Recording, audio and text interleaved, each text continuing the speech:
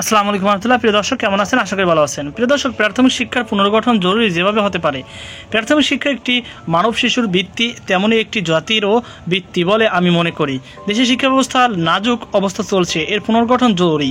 আর সেই পুনর্গঠন প্রাথমিক শিক্ষা ব্যবস্থা থেকেই শুরু হওয়া প্রয়োজন। দেশের অন্যান্য খাতের মতোই এই খাতের অবস্থা জাতিকে শিক্ষিত করার উদ্দেশ্যে এখানে গৌণ নীতি নির্ধারকদের কয়েক বছর ধরে এলোপাতাড়ি নানা সিদ্ধান্তে জর্জরিত করেছে খাতটিকে, যার কুফল ভোগ করছে শিক্ষার্থীরা। সমাজে প্রচলিত আছে শিক্ষকরা সমাজের সমাদৃত ব্যক্তি, কিন্তু বাস্তবতা হচ্ছে প্রাথমিক বিদ্যালয়ে শিক্ষকদের সামাজিক গ্রহণযোগ্যতা দিনকে দিন কমছে। কারণ বর্তমান সমাজ ব্যবস্থা এমন একটা অবস্থায় পৌঁছেছে যেখানে মানুষের মূল্যায়ন হয় তার বেতন কাঠামোর উপর ভিত্তি করে। প্রাথমিক বিদ্যালয়ে শিক্ষকরা 13 গ্রেডের তথা 3য় শ্রেণীর কর্মচারী। একদিকে তাদের নুন আনতে পান্তা ফুরায় অবস্থা, অন্যদিকে সামাজিক গ্রহণযোগ্যতাও নেই। সামাজিক গ্রহণযোগ্যতা তো পরের বিষয়। শিক্ষকেরা জেলা ও উপজেলা শিক্ষা অফিসেও যথাযথ সম্মান পান না। এ কারণে শিক্ষকদের মধ্যে হীনসম্মতা পরিলক্ষিত হয়। নীতি নির্ধারণের পর্যায়ে প্রাথমিক বিদ্যালয়ের শিক্ষকদেরও কোনো গুরুত্ব নেই।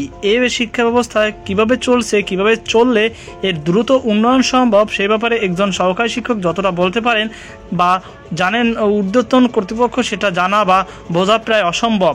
কিন্তু কোনো সিদ্ধান্ত নেওয়ার সময় সহকারী শিক্ষকদের সঙ্গে কথা বলার প্রয়োজন মনে করেন না তারা।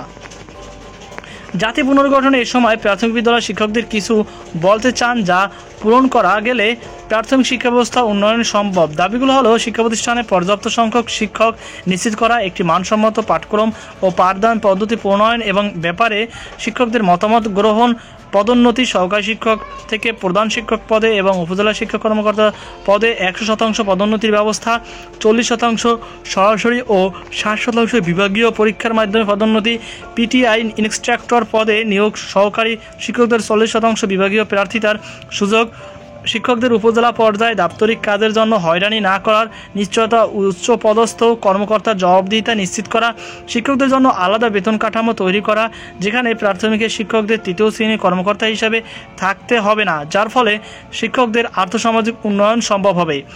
জেলা ও উপজেলা শিক্ষা কর্মকর্তাদের সৎ ও দুর্নীতিমুক্ত থাকতে হবে। প্রধান শিক্ষককে আরও দায়িত্বশীল হতে হবে।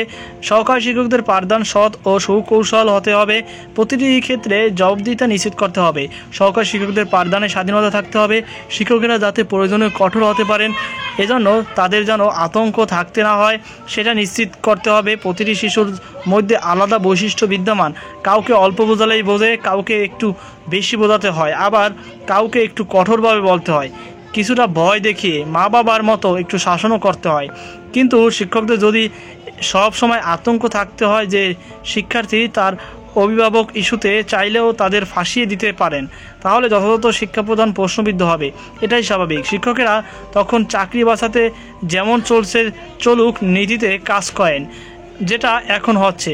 পরীক্ষা ব্যবস্থা পুনর্বহাল করা, যা শিক্ষার্থীদের মধ্যে ইতিবাচক প্রতিযোগিতা মনোভাব ফিরিয়ে আনবে। তবে এক্ষেত্রে কিছু পরিবর্তন জরুরি। বর্তমান দেখা যায় কর্তৃপক্ষের কাছে জবাবদিহিতা এড়াতে অনুপযুক্ত শিক্ষার্থীদের নানা উপায়ে পাশ করিয়ে দেওয়া হয়। এই সংস্কৃতি থেকে বেরিয়ে আসতে হবে।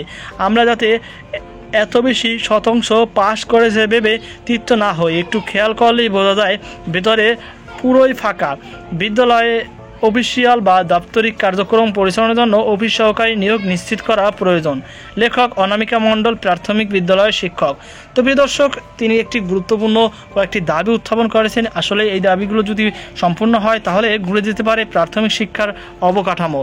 তো এই ছিল আমাদের সর্বশেষ আপডেট। সকল ভালো থাকুন, আল্লাহ হাফেজ।